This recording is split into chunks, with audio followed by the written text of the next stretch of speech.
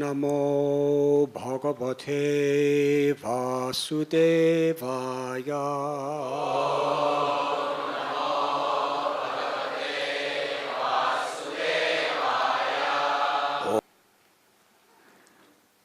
Kalaya Kalanabhaya.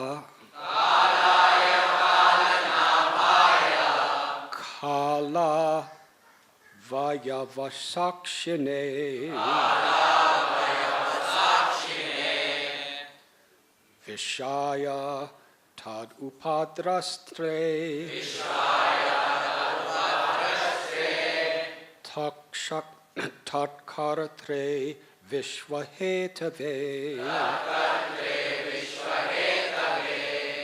Kalaya unto time. Kalanabhaya unto him who is the shelter of time. Kala Avayava of the various phases of time. Sakshine to the witness. Vishvaya to the form of the universe. Tad Upadrastre to the observer of it. Tat Kartre to the creator of it. Vishva of the universe.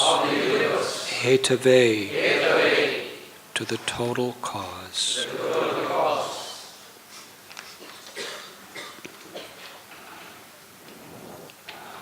Obeisances unto you, who are time itself, the shelter of time, and the witness of time in all its phases.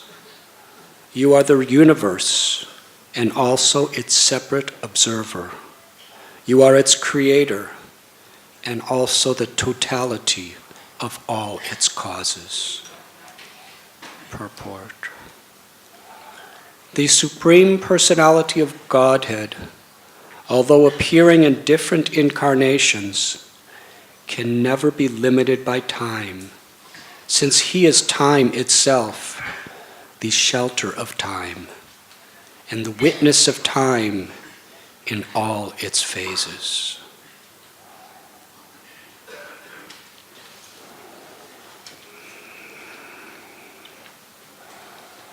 Obeisances unto you, who are time itself, the shelter of time, the witness of time in all its phases. You are the universe, and also its separate observer. You are its creator, and also the totality of all its causes. This morning, we are reading from Srimad Bhagavatam, Canto 10, Chapter 16, entitled Krishna Chastises the Serpent Kaliya. Text 41.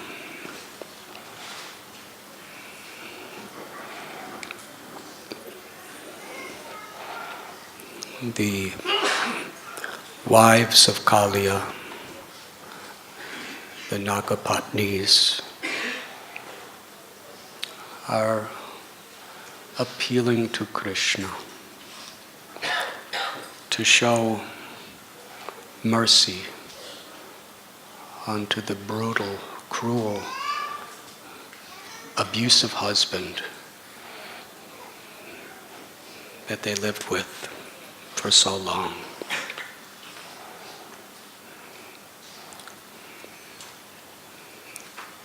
In today's verse, they are especially appreciating Krishna as the very cause of time. He's the creator of time. He's the witness of time. He manifests himself through his own energies as the entire creation, which is under the control of time. And yet he remains separate from all of the creation as the observer of time. He's the cause of all causes, without beginning, without end. And with this understanding, they are putting the dilemma, not only of Kaliya, but of all conditioned souls within this world, in its proper perspective. Krishna tells in Gita, Aham bija pratapita, that he is the seed-giving mother and father of all living beings. Samoham sarva bhuteshu. And therefore the Lord is equal to everyone.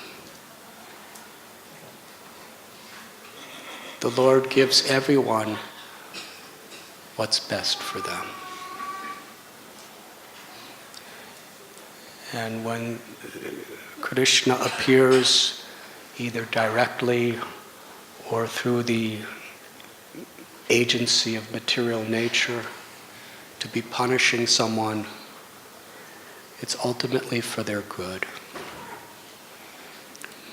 But when we are completely entangled in the material conception of life due to the ahankar, or the false ego, we consider the situation, the tiny little lifetime we're in, to be the all in all. Unless we see the bigger perspective, we can easily be bewildered, confused, and lose faith. But the purpose of Bhagavad Gita, of all these great scriptures and all the saints, is to help us to see everything that may happen in relationship to the unlimited broader picture of reality, in which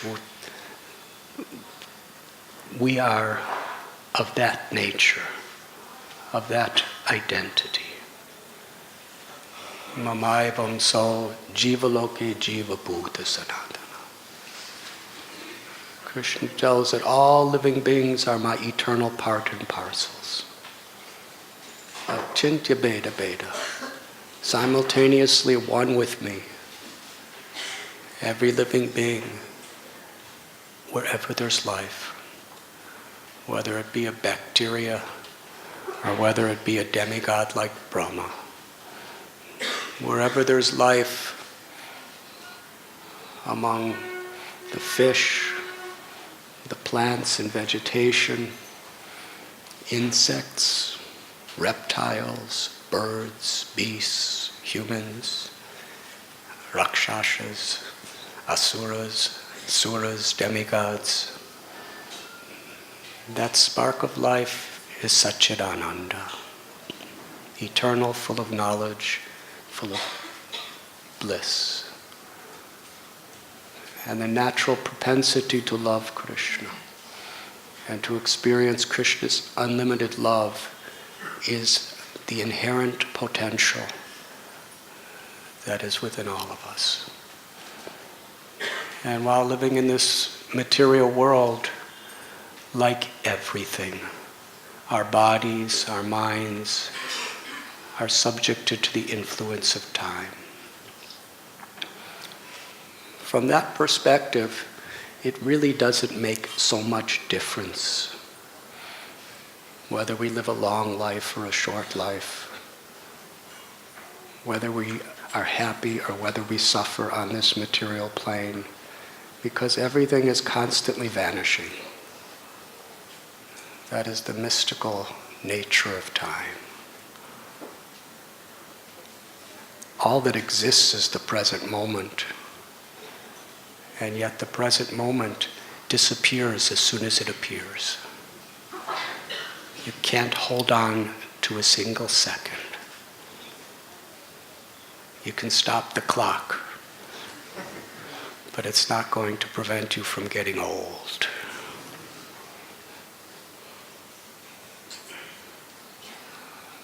How incredible. The most powerful force in all of creation is time. As we're sitting here, time is in the process of extinguishing the sun, drying up every ocean,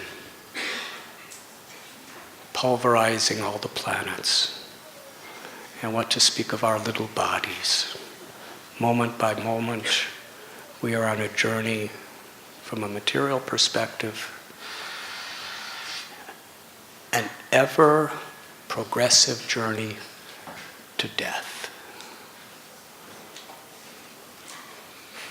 What the Srimad Bhagawatam tells, with every rising and setting of the sun, those who do not see the higher picture, they are one day closer to death. But for one who understands the supreme controller of time and our relationship beyond time,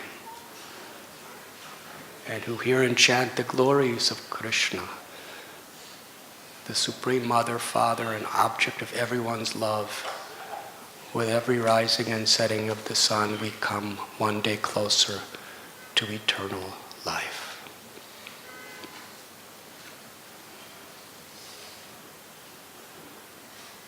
When we see from this perspective, then yes, we can understand how Krishna is Suhridam Sarvabhutanam. He's the ever-existing, supreme loving well-wisher of every living being. Punishment is an expression of Krishna's love. Reward is an expression of Krishna's love. And if we see from the whole picture, we can understand that. Otherwise, we just get caught up in the moment and think, why is this happening to me? It's not fair. But little children think about that in their own little way about their parents.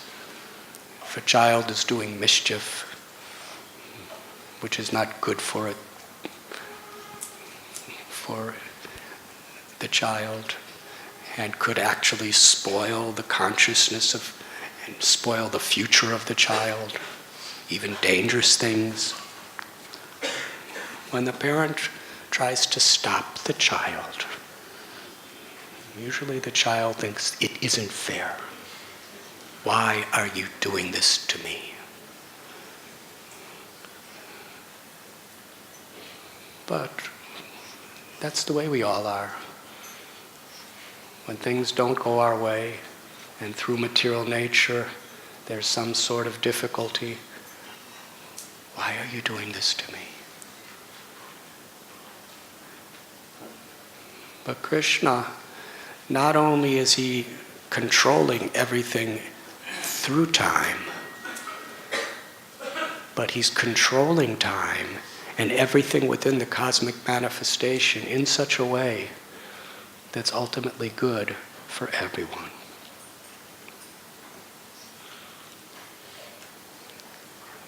And what is the context in which the Nagapatnis are offering this prayer? To see how Krishna has causelessly given such mercy to their husband. In brief, this story takes place on the birthday of Lord Balaram. Usually, Krishna and Balaram would go out together to herd the cows. But on this day, because it was his appearance day, Balaram was kept in the village of Braj. His mother, Rohini Devi, and his other mother and father, Nanda and Yashoda, they kept him back to give him auspicious baths and to have him give charity to Brahmins and saintly people, to invoke auspiciousness upon him. So Krishna took this opportunity to herd his cows toward a lake that was connected to the Yamuna River. The cows, they were very thirsty. It was a very hot day in that sense. So when they saw the water of the lake, they began to drink it. They fell dead because the water was highly concentrated with poison. Meanwhile, the little cowherd boys, they loved their cows dearly. They couldn't tolerate seeing their cows dead. How could they live? So they also drank the water. And they all fell on the bank dead. When Krishna saw this, his beloved cows and all of his beloved friends, unconscious in this state, tears filled his eyes, and he glanced upon them. And with that tear-filled, compassionate glance, he brought all the cows and all the boys back to life. They were so happy. They had some understanding of what happened. And they were so filled with gratitude and love for Krishna. And Krishna was filled with such affection for them. Because sometimes these disasters bring people even closer. Sometimes hard times among loved ones gives them a deeper appreciation for what we mean to each other. So there were so many cowherd boys and so many cows. And each one came to Krishna. And each cowherd boy, Krishna embraced. Krishna was crying, the cowherd boys were crying.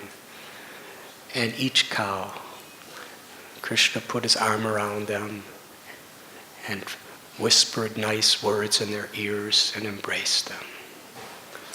How is it possible that Krishna could embrace every cow and embrace and speak sweet words to every boy? That is the unlimited nature of Krishna, who is Ras Bihari. He has unlimited capacity to exchange love infinitely with everyone, at all times, simultaneously. God is great. God's greatness is sometimes calculated by how he creates, maintains, destroys the material creation.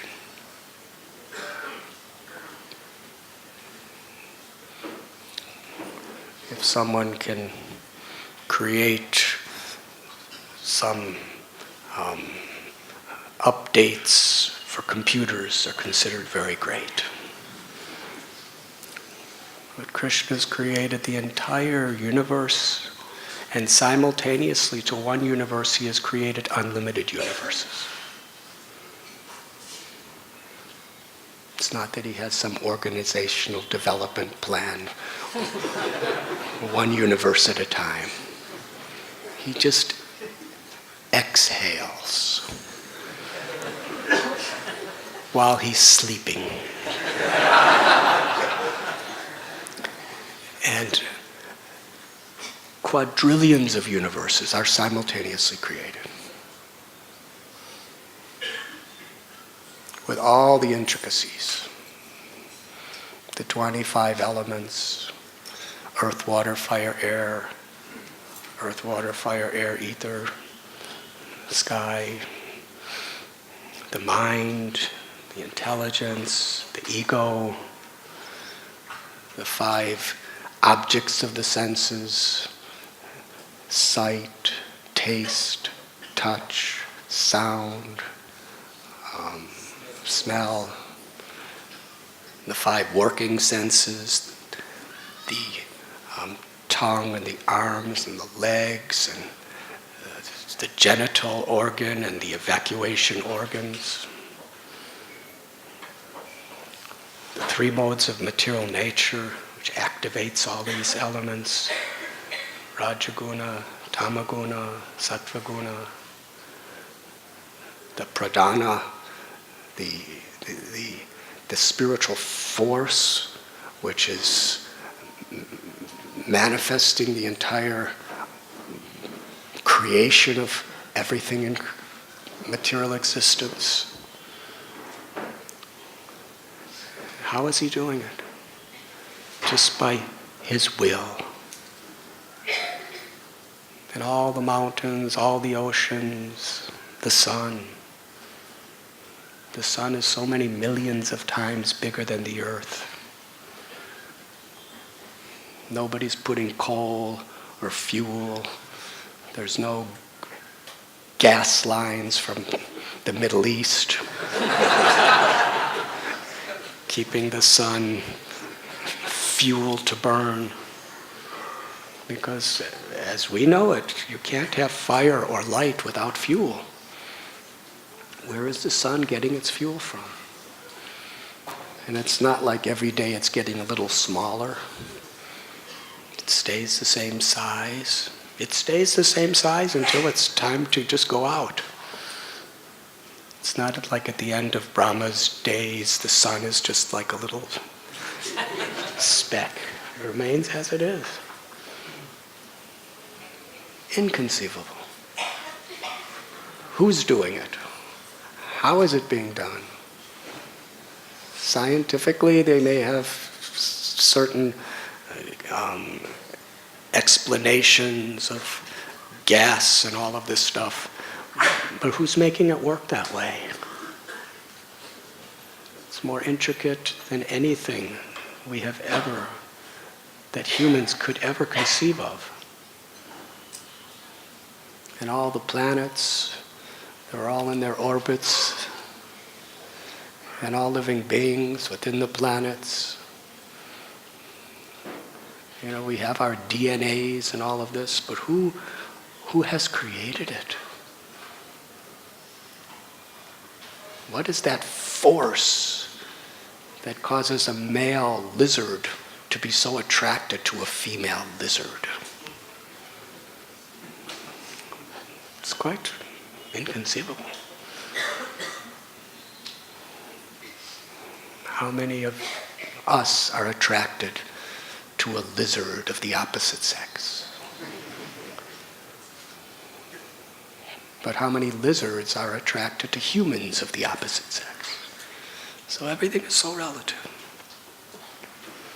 Each species has an irresistible attraction to have pleasure with a companion of their own species. Even mosquitoes. Yes? You may laugh, but at one time in cosmic history, you were probably doing what the mosquitoes do.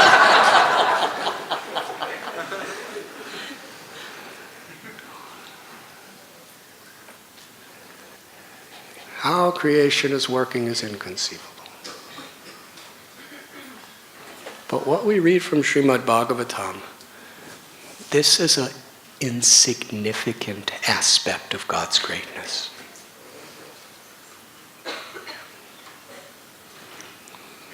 The actual greatness of God is Rasa Bihari, Gopinath, Giridhari, Vrindavan Chandra, Sham Sundar and Madhava, Madan Mohan, Damodar. All of these names of the Lord are appreciating his unlimited potency to give love and receive love. Therefore, even if there are millions of cows, Krishna can embrace every one of them. And it's not that they're all standing in queue.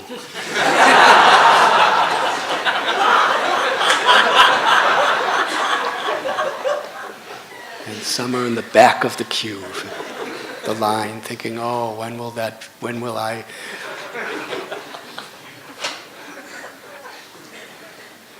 It would take years to get to the front of the queue. What to speak of all the boys? And what to speak of, because Vrindavan, it's a spiritual world, but it's also part of India. So what kind of queue that would be?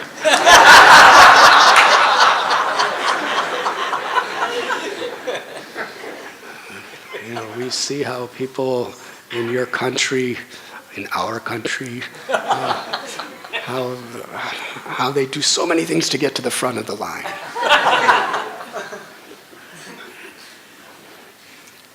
Just to get a railway ticket, or to get on a third class or second class train, or whatever it may be. Could you imagine to be embraced by Krishna? But there's no lines. Krishna simultaneously can embrace everyone at the same time. Now, how is it possible? Now we're going to go into some details of what achintya or inconceivable means. In one sense, Krishna can expand himself. And when he expands himself, every expansion could be his original self. He can expand himself to be with each and every cow and each and every boy simultaneously, in such a way that every cow and every gopa is thinking Krishna's only embracing me, of all these others. And they don't become proud. They're not thinking, oh, I'm better than you, just see Krishna's. They're just so absorbed in their gratitude to Krishna and their love for Krishna. They're so inundated by Krishna's love for them, they just don't even notice.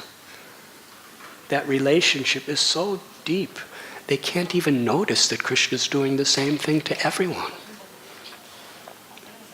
That's one way in which Krishna could embrace all simultaneous. But if Krishna wants to, he doesn't even have to expand himself. That one form, not some invisible energy, that one form of Krishna can simultaneously embrace and speak the name of all of his friends and cows. Is that conceivable? In one sense, to expand yourself unlimitedly, and each form is the original form, that's inconceivable. And to not expand yourself, just to simultaneously be embracing each one, how is it possible? It's not possible. That is Krishna's greatness. Achintya means that Krishna's power to reciprocate with the love of his devotee is beyond comprehension. And within this world, his infinite love, he is sarvasya chaham hridishani vishnu. He's simultaneously within the heart of every one of us. He knows our every desire. He knows everything we say, everything we do, everything we've ever said, thought, or done. Never forgets. That's love. considering many of the things we may have done in this life, in past lives. In this world, we say forgive and forget. Yes, but Krishna never forgets. But he forgives. Because we are his beloved. Every one of us. And Krishna's controlling time within this cosmic manifestation, and it's all ultimately meant to help us to revive and restore our love for him. And if we see within these tiny, insignificant little lifetimes we have in perspective of eternity, in this light, then our whole vision of reality transforms.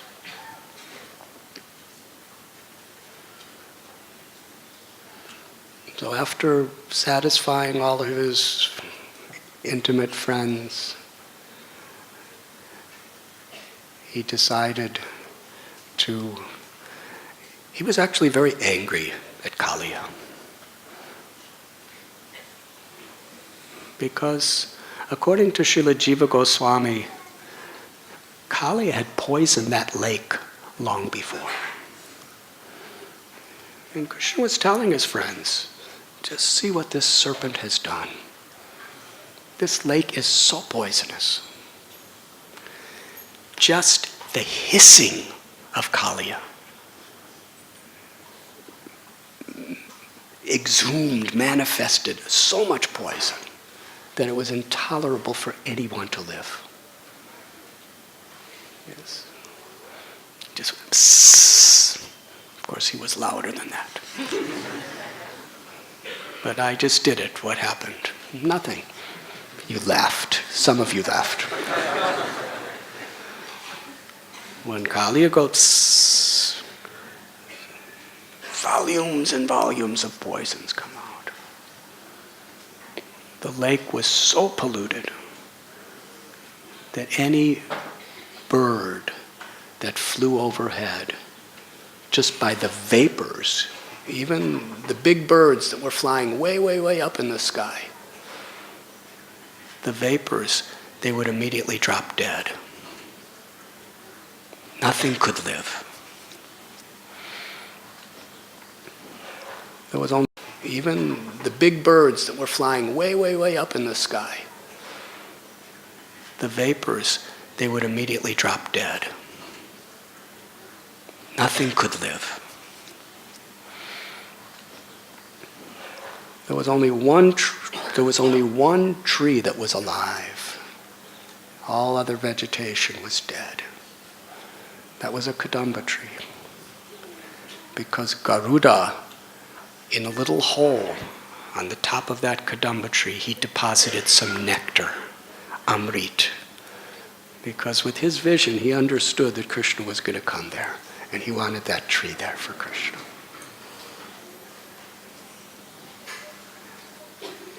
Jiva Goswami explains that Krishna would have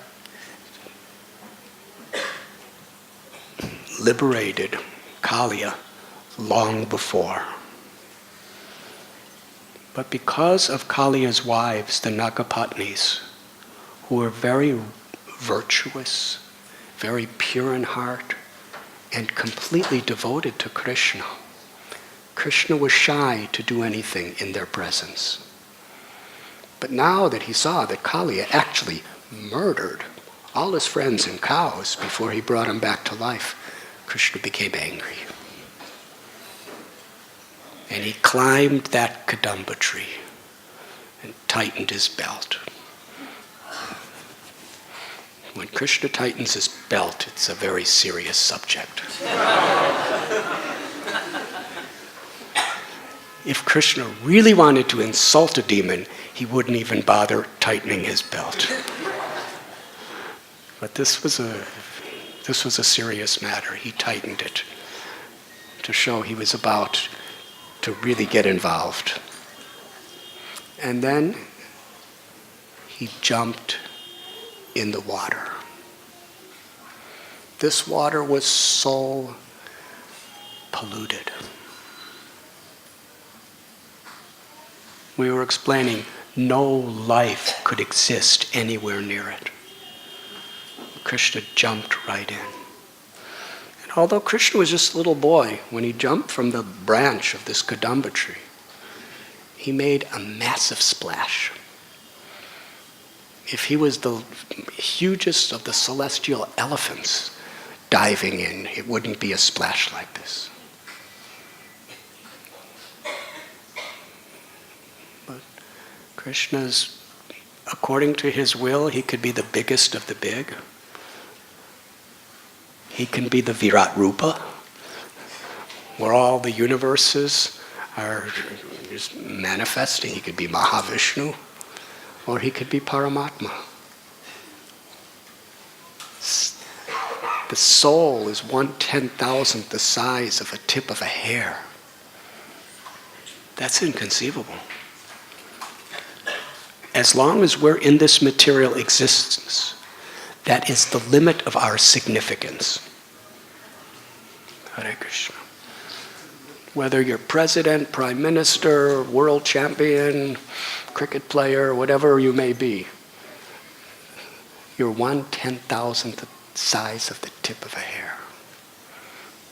So sometime today, just, pull out one of your hairs and and examine the tip of it. Try to measure it. Now that's insignificant.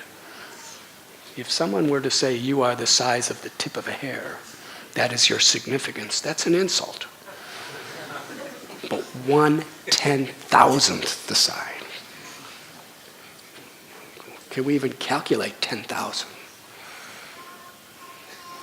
Kumbh Mela, you could calculate it. That many people are bathing in this, in a spot that's about 1 meter inside.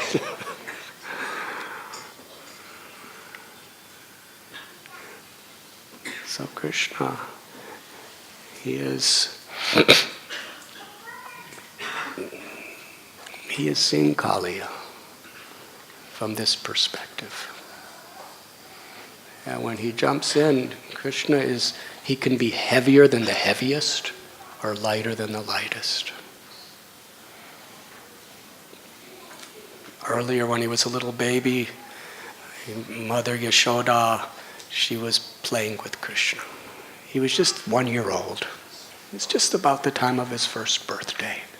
And Yashoda Maya had Krishna on her lap, and she would throw him into this air. And Krishna would, while he was in the sky, he would be laughing and smiling, and Yashoda would catch him. And then she would throw him up again and catch him. So he's so light. But then when Trinavarta came, he became heavier than the greatest of mountains. So little Krishna was so small. His limbs were so beautiful and so sweet and so graceful. He jumped in and the whole lake was in a tumultuous state. And then he was swimming around. And with his beautiful little arms, he was swishing the water, making these massive waves. Kaliya was underneath. This was unbearable. You see, even in this world, people, when they have strong attachment to their property, they don't like trespassers. Yes. Unless you're invited, you cannot come.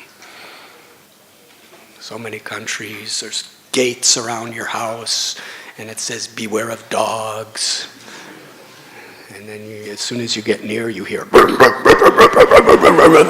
these dogs are screaming just to make you understand you are not wanted.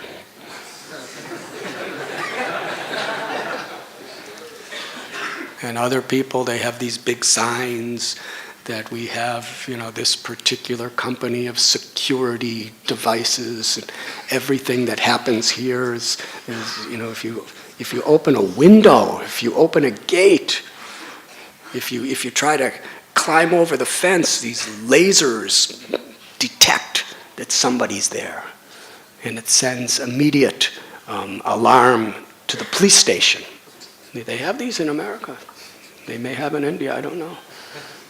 Where if you go onto somebody's property, if you're not home, doesn't matter if you're home or not, immediately there's an alarm and it goes to the police station and the police immediately come to get you.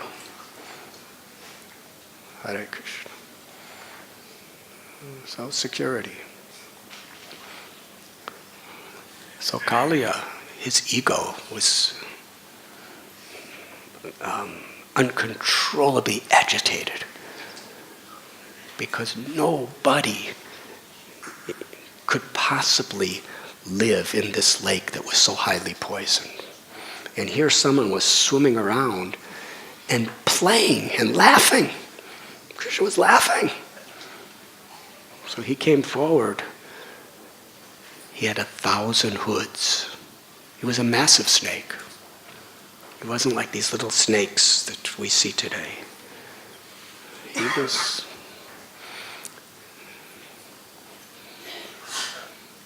Who can understand how big he was? He was bigger than all the high-rises of Mumbai. And he had razor-sharp, shining white fangs that were massive. And all of his tongues that were bifurcated in two parts were slithering in and out. And all of his eyes stared at Krishna with hatred and wrath. Then he bit Krishna. Then tied up Krishna within his coils. And Krishna was just happily within the coils of Kaliya. And Kaliya was squeezing in his coils.